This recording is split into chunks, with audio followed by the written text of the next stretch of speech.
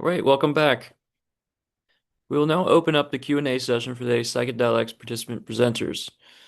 Joining us today, we have Alexandra Corelli, Jake Hooper, and Omar Syed. Uh, Unfortunately, Arya Ma and Mirko Verselli are unable to join us today. But if you have any questions for them, please put them in the chat and we'll be sure to get the question over to them. All right. So our first question will be for Jake. Um, Jake, have you considered combining qualitative analysis of participants' artwork with neuroimaging or physiological measures to better understand how artistic expression maps onto changes in brain function during psychedelic states? Could this be a future study? Yeah, definitely. That's definitely something I'm interested in doing, but I'm kind of at like these kind of preliminary behavioral stages right now. That's kind of like the ultimate goal. I actually just ended up joining a lab where it is pure neuroimaging and computational neuroscience, and it's kind of focusing on the idea of how our brain constructs ourself. And so I think that has definitely a lot of relationship to artwork because I think in a lot of artwork, people are expressing aspects of themselves or aspects of the world. And so I think like all of those things kind of tie together. I'm definitely really interested in combining all of those methods.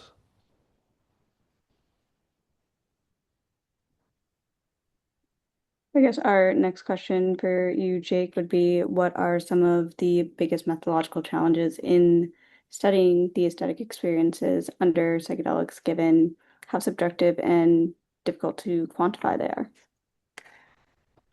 Yeah, there's definitely a lot of challenges with it.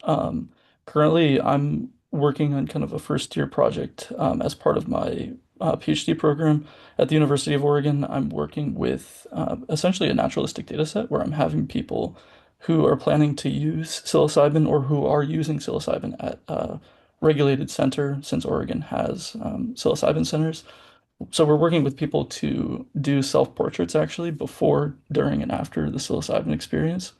And so there are definitely a lot of challenges, mainly with recruitment, but also with just having people complete anything during a psilocybin experience.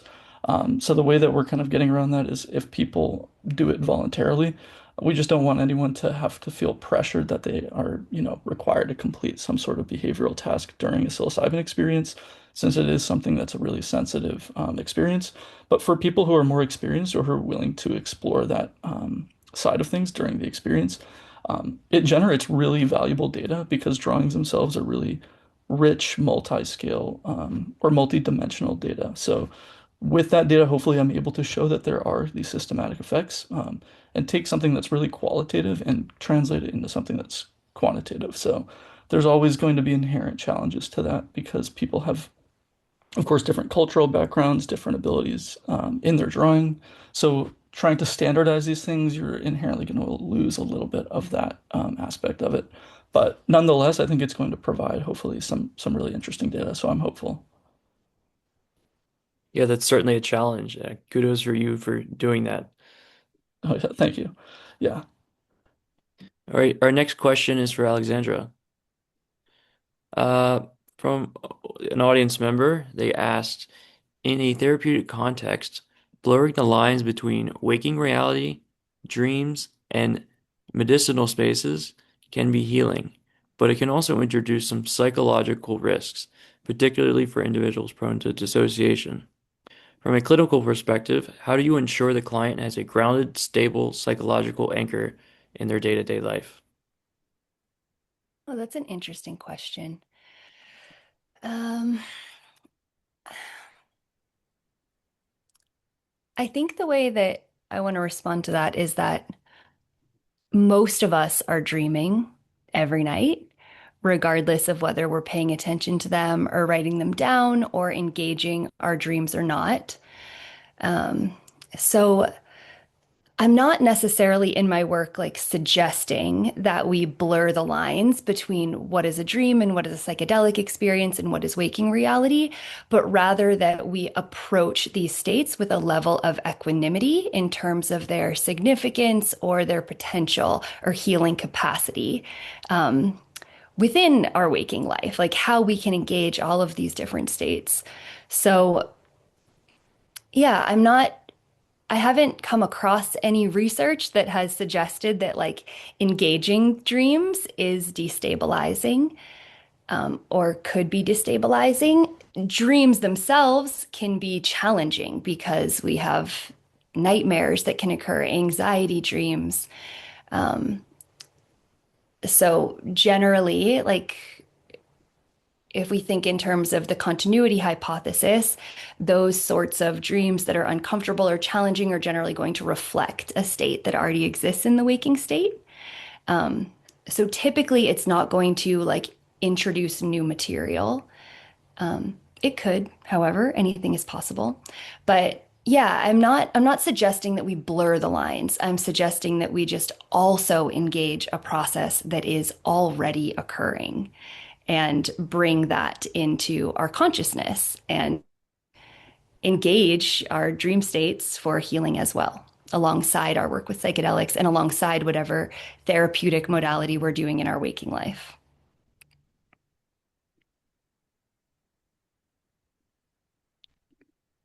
For our next question, this one is going to go to Omer. How would you plan to statistically decouple the pharmacological action of microdoses from their therapeutic nature of the activity itself, like from a walk or an art session? Mhm. Yeah, that's a good question. It's more difficult to decouple contextual factors from the psychedelic itself when it comes to large doses, because large dose psychedelics we have to give constant psychological support and a supportive environment, psychotherapy sometimes alongside the treatment. But with microdosing, it seemed that it's fairly well tolerated. So you don't need to add a lot of contextual factor to make it a safe treatment. So currently, a lot of studies with microdosing, they're not adding these contextual factors like I talked about, and that's kind of giving us the pharmacological effects of a microdose. And it seems like it's not that great just on its own. So it's already kind of decoupled, and it seems like decoupling maybe isn't a great idea. So I think the next step should be each study should go like a stepwise fashion. So the next study can maybe add music during the treatment, but no psychotherapy. And that's kind of because large dose studies provide music all throughout and psychotherapy. And the third study could be add music and psychotherapy. And you can see that way how does each factor that's non-pharmacological influence the therapeutic outcomes? Thank you. The next question for Alexandra. Um, from the audience, your talk notes that dream work is an overlooked dimension of psychedelic preparation and integration. What kinds of research methodologies do you think would be most appropriate for studying the relationship between dreams and psychedelic outcomes while respecting both indigenous knowledge systems and scientific rigor? Another good question. Um, I think we could just engage qualitative uh, methodologies and when conducting a clinical study of dream work and psychedelics, which my dissertation is not specifically going to be addressing psychedelics and dream work. My dissertation is on social dreaming and relational dreaming, so I won't be doing that research specifically, although perhaps in the future I will, and I would love to suggest that others should, and if they're interested in that. I think it's really understudied. There's hardly anything on it, if anything. So yeah, I think that we could engage qualitative research to begin to start to understand the experience that an individual is having when they are working with psychedelics and engaging their dreams simultaneously, and just start to see what the impact is. I imagine we would start with smaller studies, and then move on from there. That's what I would picture.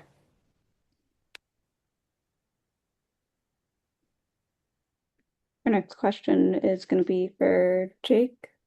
Do the changes in aesthetic appreciation and artistic expression that you described persist after acute psychedelic experiences? And if so, do they correlate with lasting psychological or therapeutic change? Yeah, that's a really good question. It's actually not something that I've asked directly in my research yet, but there is precedent for it actually recently. I believe it's Dr. Jacob Ade. They did research, I think, following an ayahuasca retreat that people experienced kind of this increase in aesthetic experience that actually persisted like well beyond the experience itself. And that's kind of a small anecdotal example of how that effect persists. And it's cool that they were able to show that empirically, but I think there's definitely needs to be larger scale empirical evidence. Um, on top of that, with kind of the quote that I brought in from Aldous Huxley and other people anecdotally, I'm sure people know either themselves or through other people who've had a psychedelic experience. Experiences of heightened beauty are not uncommon. I think, especially in the context of nature, but also in the context of art or in music, especially. So, I think actually studying that empirically is important because we kind of know it intuitively. I think to be able to study it will actually cement that a little bit further.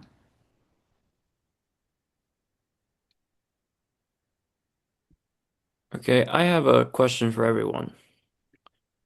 Um, so where do you see your topic going in 5 years? Anyone can start. I can start. I think for my topic, it's kind of hard to navigate because right now it's like there's very few people I think that are like directly researching kind of the aesthetic component of the psychedelic experience. Although people have been and are doing it indirectly through studying music or just studying like brain dynamics. And I think as the field of psychedelic science expands beyond kind of these purely clinical or medicinal, capacity of psychedelics, or psychedelics for the sake of psychedelics. I think, the earlier panel talking about using psychedelics kind of as a tool, that's kind of direct wording that I was using as well. And I think applying it not only for aesthetics, but for other fields within neuroscience, within art, within philosophy, I think it will pick up as the field develops and matures. And I think that's like a healthy way for the field to actually mature because I think it needed to latch on to these kind of clinical and therapeutic aspects first because obviously they have massive potential in that area. But I think expanding it into like the mechanistic realm and using it as a way to explore knowledge, to explore creativity, to explore beauty. I think these are all things that have, fascinated philosophers through time, and hopefully that will continue to fascinate people as we move forward through actually studying psychedelics.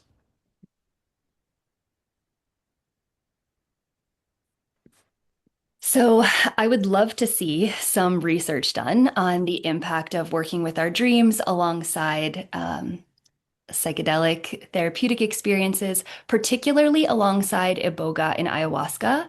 I think that those two medicines have such a rich cultural tapestry of dream work. And it feels like it does go hand in hand in an individual experience. Like oftentimes, individuals who take ayahuasca, their dreams will wake up. And iboga is often even, it's sort of been like colloquially coined as a waking dream experience. And there's a way that there's like a natural emergence that occurs. So particularly around like addiction studies and how dreams can be engaged in healing from addiction before and after iboga experiences, I think would be um, a really rich and beneficial avenue for research. And then I would love to see more education for facilitators and clinicians around how we can engage dream work more broadly, sort of like take it out of the box of like the Jungian perspective that we've like kind of carried dream work within for a handful of decades now, and start to engage like all of these other ways that the dreams can be enlivened and worked with that are honestly kind of simple. Like we don't actually have to interpret them or make sense of it. It's just a matter of like building this relationship and listening, opening ourselves up. So I'd love to see facilitators and clinicians opening up more to the accessibility of what it could look like to work with dreams in a clinical or therapeutic or retreat setting, particularly when they're working with psychedelics.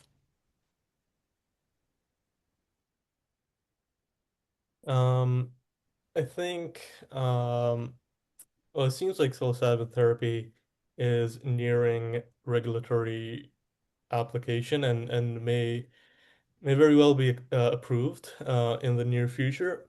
But one of the concerns that is it's very common is that the cost per treatment is going to be almost highly inaccessible to a lot of people because just of how many people are involved with that treatment. A lot of healthcare workers are involved.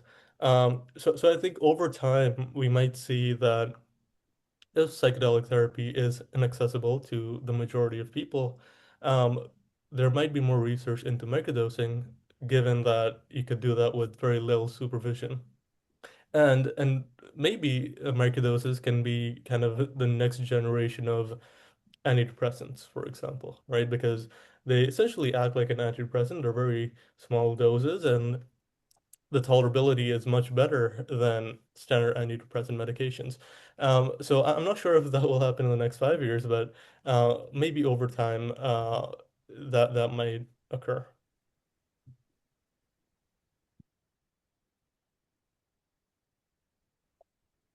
Right. We're gonna start rounding out the Q&A session. Do you all have any final thoughts?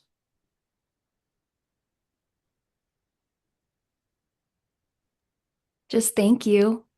Thank you for listening and for the great questions and this inquiry. This has been a really powerful experience. So thank you guys. Thank you, IPN, for Yeah, bringing us here. we're glad to have you. Yeah. Yeah, I'd just like to say it's really cool to see kind of like the diversity of topics now that people are thinking about and that are researching because again, it's a sign that the field is developing and people are kind of expanding in terms of how we can use these substances for all kinds of different things. So I really enjoyed that aspect of it, and obviously thank you guys for hosting this. This has been really cool. Yeah, Yeah, thank thank you. you.